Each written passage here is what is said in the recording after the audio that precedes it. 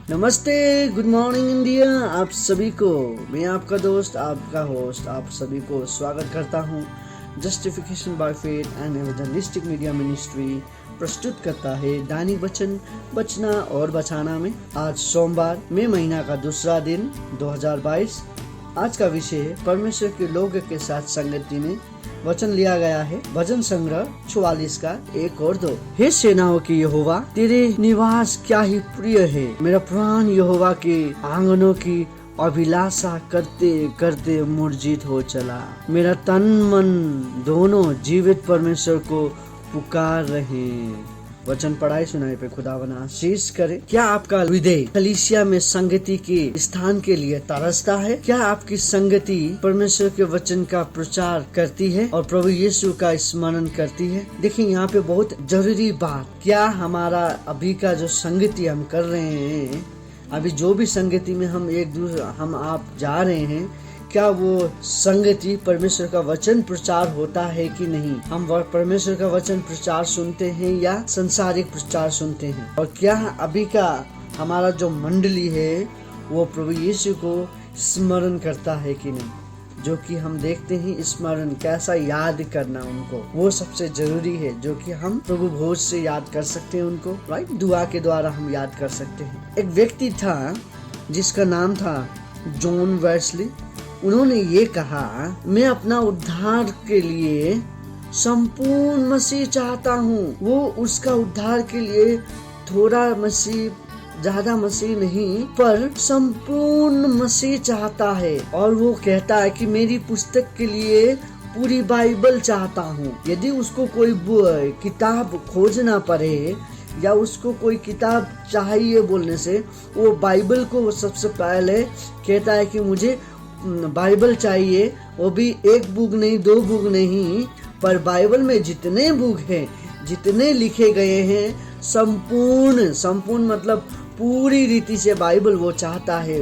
और वो कहता है कि और मेरी संगति के लिए पूरी मंडली चाहता हूँ। उसका जो संगति है, वो जो प्रभु के साथ, जिसके साथ वो सेवा उवा करे, उसके लिए जो भी संगति, उसके साथ वो चलना फिरना, प्रभु में बढ़ना, उसके लिए वो पूरी मंडली नहीं पर पूरी मंडली वो चाहता है संगति के लिए, खुदा को दुआ में याद करने के लिए। सो हमें भी आज, हम जो मंडली में भी जा रहे हैं, हम जैसे भी हैं, वो मंडली हमारा है और हम उसके हैं। तो हम थोड़ी मंडली या ज्यादा मंडली नहीं होते हैं, पर हम जब पूरी चर्च मंडली, मतलब क्या, वो मंडली में रहने वाले हर एक इंसान चाहिए हमें। जॉन वेस्ली ये कहता है कि मुझे फादरी नहीं, डेकन बोर्ड नहीं, मुझे डेकनिस बोर्ड नहीं, मुझे युद्ध नहीं, पर जितने भी लोग उसमें आते हैं, सब मंडली मुझे चाहिए। सब मंडली मुझे संगति के लिए चाहिए। कुछ लोगों के साथ हम अभी के मंडली में हम क्या करते हैं, ग्रुप डिवीजन कर लेते हैं। हम थोड़े लोग इनके साथ हो जाते हैं, थोड़े लोग उनके साथ हो जाते हैं। यदि हमारा पुराना पास्टर, नया पास्टर दोनों ही है, तो हम दोनों को अलग अलग भाग में कर देते हैं और दोनों का ग्रुप अलग अलग हो जाता है इस प्रकार से। और हम क्या हो जाते हैं, भाग हो जाते हैं। ये भाग क्या करता है, हमारे चर्च में भी भाग लेके आ सकता है। सो जॉन वेस्ली ये कहता है कि मुझे ये भाग नहीं चाहिए, मुझे संपूर्ण मंडली चाहिए।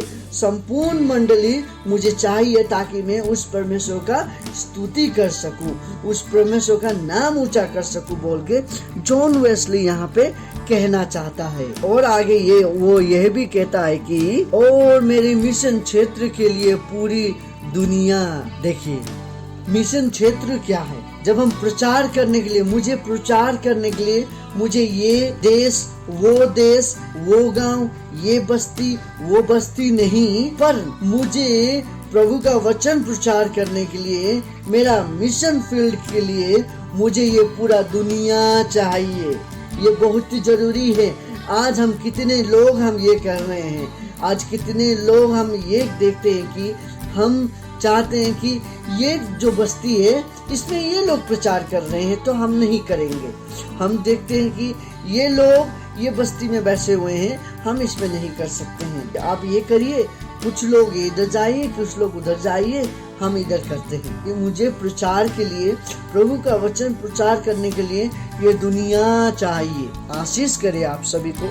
आज मिशन फील्ड के बारे में हम देखते हैं कि जो हमारा दाऊद राजा था, जो हमारा जो भजनकार था, वो भवन को, वो मंडली को पूरी तरीका से घूम के देखता है और उसमें वो एक रियलाइज करता है कि वहाँ पे कुछ पक्षियों ने घर बनाया है, कुछ पक्षियों ने वो मंडली पे घर बनाया है। देखिए, तो उस समय पे वो ये बतन कहता है कि सबसे जरूरी बात हमें ये कहने जा रहा हूँ कि ये पक्षियों के भी, जानवरों को भी पता है कि प्रभु के पास, प्रभु के भवन पे शांति है और सुरक्षा है। उन पक्षियों ने कहीं भी घर नहीं बनाया, खुदा के भवन पे घर बनाया।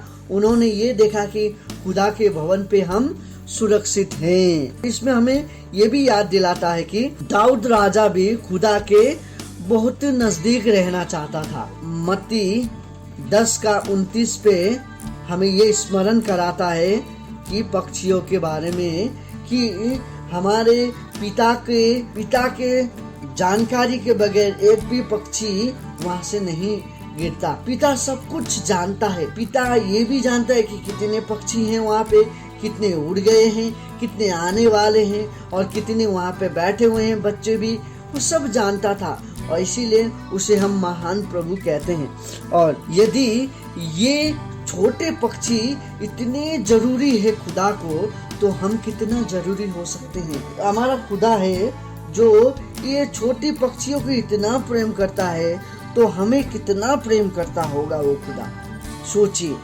इसीलिए हमें आज ये जानना जरूरी है कि खुदा के भवन में हमें जाना जरूरी है।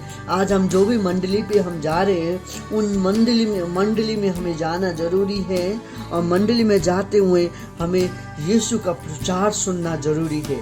और हमारा जो स्थानीय मंडली है हमें उसे बढ़ाना है। सबसे पहले हमारे बुक के तौर पे हम बाइबल को चुने, हमारा जो संगति के तौर पे हम मंडली को चुने और हमारा प्रचार के लिए पूरा दुनिया को चुने, जो कि हम कोशिश कर रहे हैं। जस्टिफिकेशन बाय फेथ ये कोशिश कर रहा है, मीडिया मिनिस्ट्री ये कोशिश कर रहा है कि ये फील्ड जो है, दुनिया ने जो बनाया, खुदा ने जो दुनिया बनाया, इस दुनिया को हम भी प्रचारिक फील्ड हम भी बना सके बोल के हम भी यही चाहते हैं। मुझे पूरी उद्धार के लिए पूरा मसीह ही चाहिए और यही बात मैं आपको भी कहना चाहता हूँ। यदि हमें उद्धार चाहिए तो हमें थोड़ी मसीह को याद करके नहीं होता है, हमें पूरी तरीक़ा से मसीह को याद करना है ताकि मसीह हम में बसे और हम भी मसीह में बैठ सकें। खुदावन इस छोटी सी वचन पे आप सभी को आशीष करे। आपका दिन शुभ हो, आपका परिवार का दिन शुभ हो। धन्यवाद।